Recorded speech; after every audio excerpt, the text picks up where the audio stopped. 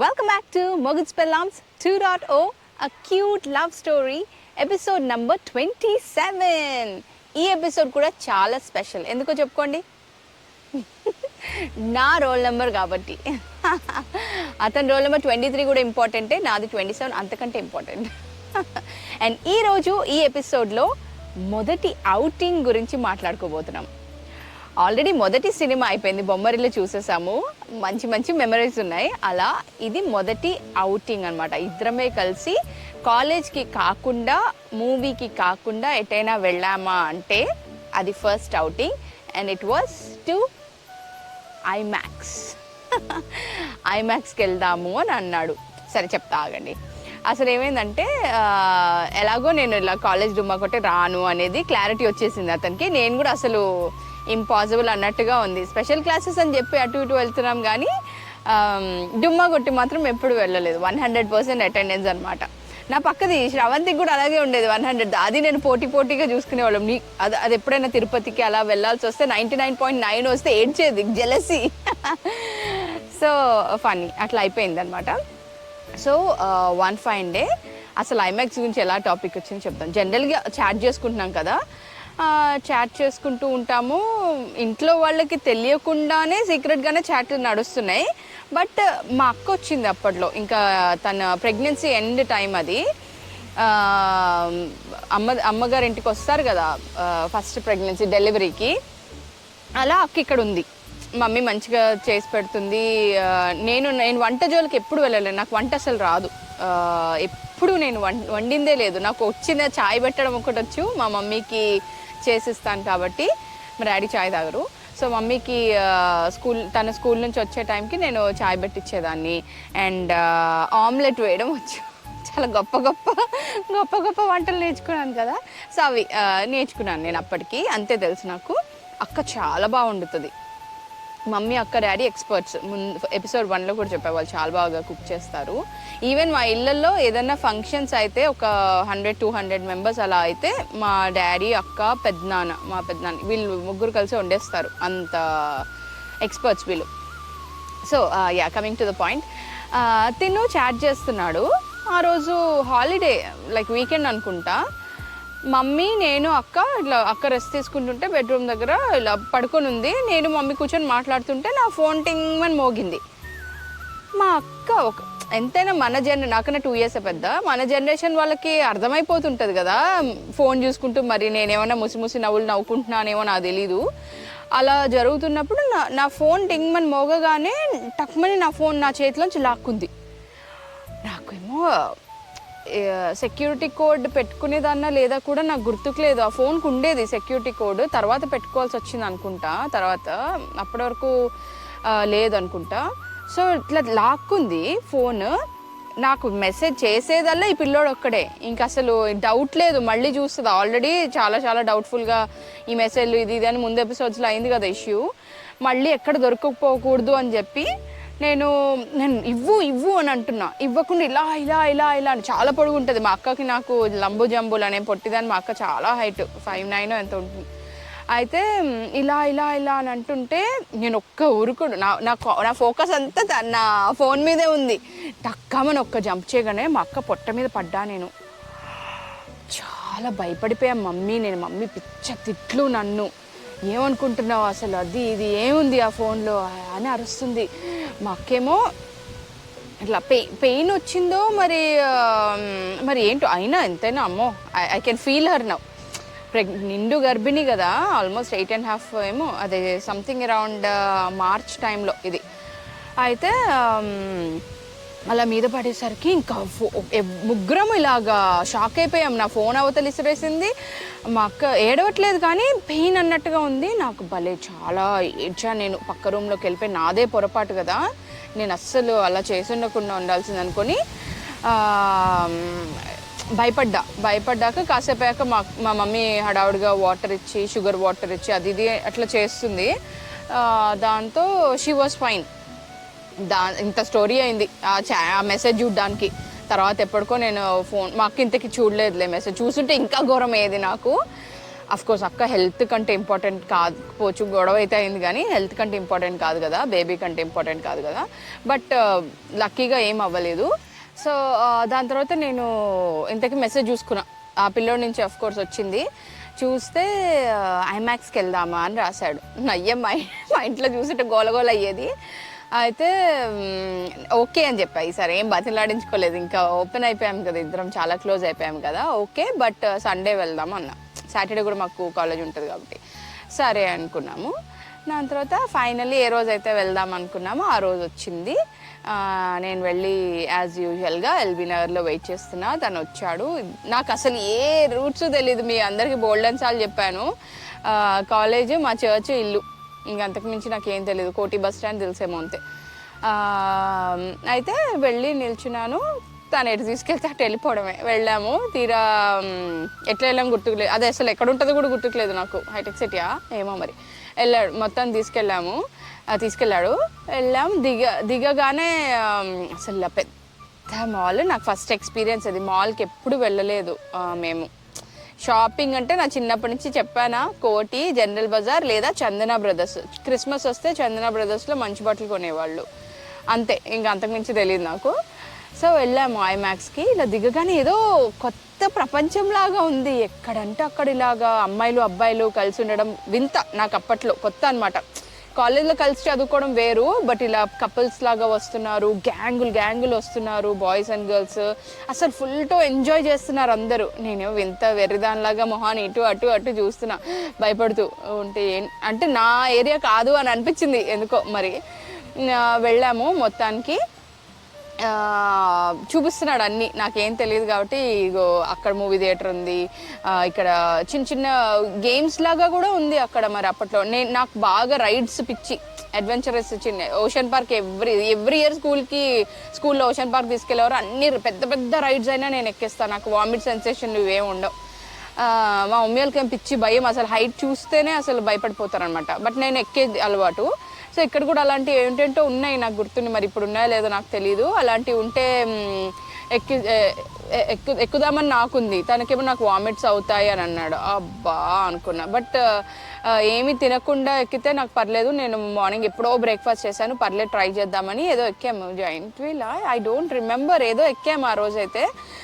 తిప్పలేదు, తనకి కడుపులో తిప్పలేదు. హ్యాపీగా ఎంజాయ్ చేసిన తర్వాత కొంచెం మధ్యలో నాకు ఒకటి ఈ సీన్ గుర్తుంది. ఏంటంటే చాక్లెట్ ఫౌంటైన్ లాగా, ఇప్పుడు ఇక్కడ బోల్డ్ సార్లు చూస్తున్నాం అనుకో, అది కొత్త కదా నాకు, వింతగా అనిపిస్తుంది. చాక్లెట్ ఇలా ఫ్లో అవుతుంది, ఫౌంటైన్ ఓవర్ఫ్లో.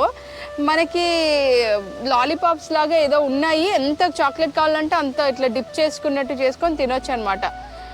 ఎన్నన్నా తినొచ్చు, అది ఫ్రీ ఉంది. మరి ఎందుకు ఫ్రీ ఉందో కూడా నాకు గుర్తుకులేదు. అయితే తీసుకొని, పిల్లాడికి అసలు పిచ్చి కదా, స్వీట్ పిచ్చి కదా, ఇంకా అక్కడి నుంచి కదలలేదు. 1/2 గంట 20 నిమిషాలు చాక్లెట్ని తింటూనే ఉన్నాడు. ఎన్ని లాలీపాపులు తిన్నాడో, తినడం మళ్ళీ తీసుకోవడం, తినడం, అట్లా అయిపోయింది. But it was fun, great experience నాకు ఫస్ట్ టైం కాబట్టి. అలా చాక్లెట్ అయింది. మేము అడ్వెంచరస్ ట్రిప్ చేసాము. కాసేపు అయిన తర్వాత ఆకలేస్తుంది అనుకున్నాం, లంచ్ టైమ్. బట్ ఏం తినాలో తెలీదు, ఆ షాప్స్ పేర్లు ఏమీ తెలియదు అసలు. ఇప్పుడంటే అట్లీస్ట్ నాకు ఈ మెక్డీలు చాలా తక్కువ, మేము రెస్టారెంట్స్కి వెళ్ళడం కూడా, వెళ్ళినా ఇండియనే వెళ్తాం మేము జనరల్గా. సో మరి ఎక్కడ తీసుకున్నామో అది మాత్రం గుర్తులేదు. కానీ చికెన్ బర్గర్ తీసుకున్నాం ఇద్దరం కూర్చొని హ్యాపీగా. ఒక అరగంట అక్కడ కూర్చొని చికెన్ బర్గర్ తినుకుంటూ, స్ప్రైట్ తాగుతూ ఎంజాయ్ చేసాం ఆ రోజు లంచ్. సో అలాగా లంచ్ తినేసాక ఊరికే కూర్చున్నాం. అలాగా ఇద్దరం ఏంటి, మనం స్పెషల్ క్లాస్ అని చెప్పి వెళ్ళాం కదా. అంటే నా బ్యాగ్ ఉంటుంది, కాలేజ్ బ్యాగ్. నాకు ఇలా ఒక బ్రౌన్ ఇట్లా పోలీస్ కాకి డ్రెస్లో ఒక బ్యాగ్ ఉండేది. దాంట్లో అడ్డంగా బుక్స్ పెట్టుకోవాలి, సైడ్కి వేసుకునేటట్టు. చాలా ఇష్టం, గుర్తొచ్చింది ఆ బ్యాగ్. సో ఆ బ్యాగ్ నేను పెట్టుకున్నా, బుక్స్ ఉంటాయి కదా ఆబ్వియస్లీ. ఈ పిల్లడు మాత్రం స్టైల్గా, ఒక బాయ్స్కి అసలు ఇంట్లో పట్టించుకోరో ఏమిటో, ఆడపిల్లలు అయితే 100 చెప్పుకోవాలి. అబ్బా ఎక్కడికి వెళ్తున్నావు, ఎప్పుడు వెళ్తున్నావు, ఎందుకు వస్తావు, ఎవరితో వెళ్తున్నావు, ఇన్ని క్వశ్చన్లు అడుగుతారు. సరే, నేను నా ఫుల్ బుక్స్ అన్నీ పెట్టుకొని వెళ్ళాను. తను మాత్రం స్టైల్గా ఒక బుక్ ఉప్పుకొని వచ్చాడు. తీసుకొని చూస్తున్నా. ఊరికే చూస్తే ఫస్ట్ పేజ్లో జనరల్ ఎవరైనా పేర్లు రాసుకుంటారు కదా, తనది ఖాళీగా ఉంది. ఏంటి నువ్వు పేరు కూడా రాసుకోవా అంటే, నీతో రాయించుకుందామని అన్నాడు.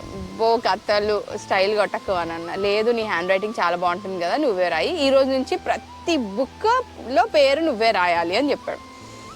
అంటే చిన్న బ్లష్, సరే రాస్తా అని చెప్పి నేను పెన్ తీసుకొని ఏం రాయను అన్నా. ఇంత పొడుగు పేరు కదా, ఏం రాయను అన్నా. అంటే చైతు అని రాయి అన్నాడు. చైతు అన్న అంటే నా పేరు మరి శ్రీకృష్ణ చైతన్య ఫణికుమార్ కదా, అందుకని చైతు అని రాయి అన్నాడు. బాగుంది. నేను అనుకున్నాను అంటే జనరల్లీ క్లాస్ అందరూ ఫణికుమార్ అట్లా పిలుస్తారు, నేను వెళ్ళి కిట్టు అని రాయలేను కదా, నేను పిలుస్తున్నాను కాబట్టి అలా పెట్టాను కిట్టు అని పేరు, కానీ ఎప్పుడు పిలిచింది లేదు. ఎప్పుడైనా చాట్లో ఇట్లా తను కుట్టి అని డాట్ డాట్ డాట్ రాసినట్టు నేను కూడా కిట్టు డాట్ డాట్ డాట్ అట్లా అలవాటైంది, కానీ పిలవడం ఎప్పుడు అలవాట్లేదు. తను కూడా నన్ను ఎప్పుడు పేరుతో పిలిచిందే లేదు. మేబీ పక్క పక్కన ఉంటామో, చాట్లో అయితే రాస్తాడు కుట్టి అని, కానీ ఇట్లా పేరుతో పిలవాల్సిన అవకాశం ఎప్పుడు రాలేదు. సో నేను చైతు అంటే మరి నా బుక్స్ అన్నిట్లో ఏంటో ఏమని ఉంటుందంటే చందు అని ఉంటుంది. చాలా ఫ్రెండ్స్ మా ఎంసీఏ క్లాస్మేట్స్ అందరు చాంద్ అని పిలుస్తారు, బట్ నేను నా బుక్స్ అన్నిట్లో చందు. ఇంట్లో మమ్మీ డాడీ పిలవరు అట్లా, మమ్మీ చందు, చుట్టాలు పక్కింటి వాళ్ళు అందరూ చందు అని పిలుస్తారు నన్ను. దాంతో చందు అని ఉంటుంది కదా. సో నీ పేరుకి నీ నిక్ నేమ్కి మ్యాచ్ అయ్యేలాగా చైతు అని రాయి, చందు చైతు మ్యాచింగ్ కదా అన్నాడు. అని కూడా ఐ వాజ్ ఇంప్రెస్డ్. రాసా చైతు అని. ఆ రోజు నుంచి నేను నలుగురిలో పిలవాల్సి వస్తే చైతు అని పిలవడం అలవాటు చేసుకోవాలి అని చెప్పి నా ఫోన్లో కూడా చైతు అని మార్చేసుకున్నా కిట్టు నుంచి. అలా జరిగింది ఆ రోజు పేరు మార్పిడి. అలా ఆ రోజంతా చక్కగా అక్కడ నోట్స్ రాయడము ఇదంతా తిరగడం అయిపోయాక ఒక హాంటెడ్ హౌస్ కనబడింది. ఇట్లా మనకి ఇక్కడ హాలోవిన్ కాస్ట్యూమ్స్ వేసుకుని ఇలా జరుగుతుంటుంది కదా, హాంటెడ్ హౌస్ కనబడింది. వెళ్దాం లోపలికి అన్నాడు. వామ్మో నేను రాను అన్నా. ఏం కాదు పదా చూద్దాం అసలు ఏముంటాయో. ధైర్యంగా ఎంటర్ అయిన దగ్గర నుంచి ఎగ్జిట్ అయ్యే వరకు బాబోయ్ పిచ్చ భయపడ్డా నేనైతే. అసలు అందరు చీకట్లో, వేరే లైట్లు ఉండవు, కాస్ట్యూమ్స్ వేసుకొని కత్తులతోటి నరికినట్టు. ఇప్పుడు కామన్ అయిపోయింది పిచ్చ లైట్, కానీ అసలు అప్పట్లో ఫస్ట్ టైం భలే భయపడ్డాను నేను. అసలు చెయ్యి పట్టి వదిలితే వదిలిపెట్టలేదు అసలు ఆ పిల్లోడిని. ఆగు ఆగు ఆగు అనుకున్నారు. ఎక్కడికక్కడ ఇలా జనాలు ఇట్లా మెడదాకా వచ్చి ఇలా మీద ఉరికినట్టు, డెడ్ బాడీస్ మమ్మీస్ ఇలా లేచి వచ్చినట్టు అలా జరిగింది. అది ఫస్ట్ హాంటెడ్ హౌస్ ఎక్స్పీరియన్స్ నాకు. అది భయపడి గుర్తుపెట్టుకునే అంత గుర్తుంది. సో మొత్తానికి ఆ రోజు అంతా ఎక్స్ప్లోర్ చేసేసి మాల్ని, మూవీకి వెళ్ళలేదు మేము. సో ఊరికే షాపింగ్ కూడా కాదు, I'm not a shopping person at all. So మొత్తం అవంతా చూసి దాని తర్వాత అరౌండ్ 4 అలా అవుతుంది. ఇంకా వెళ్దామన్నాడు. ఇంకాసేపు ఉందాంలే, నాకు అసలే దొరక్క వస్తాను, కాసేపు ఉందాంలే పర్లేదు అంటే నో అస్సలు.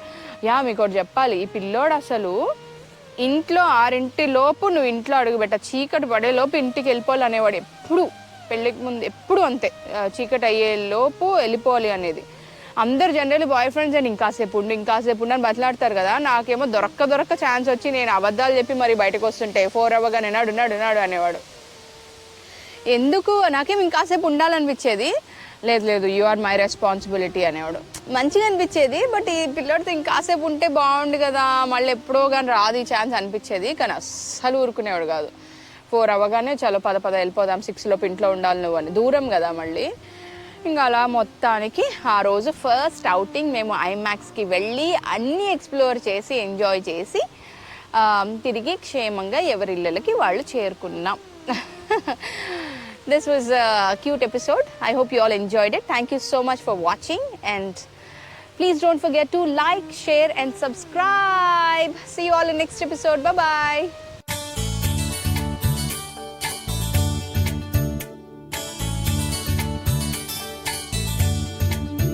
అండ్ మీ అందరి కోసం ఈ బ్యూటిఫుల్ ఎపిసోడ్లో నేను తీసుకొచ్చిన ఒక wonderful melody from the movie అంతకు ముందు ఆ తరువాత.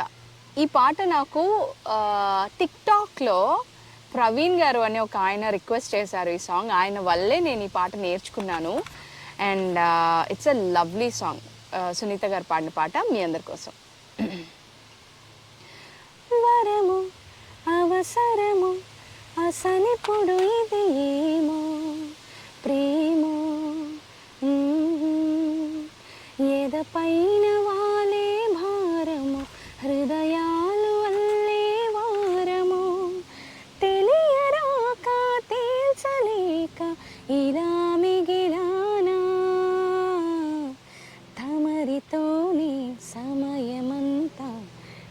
మరిచిపోతున్నా తమరి వైపే అడుగులన్నీ నడిచిపోతున్నా.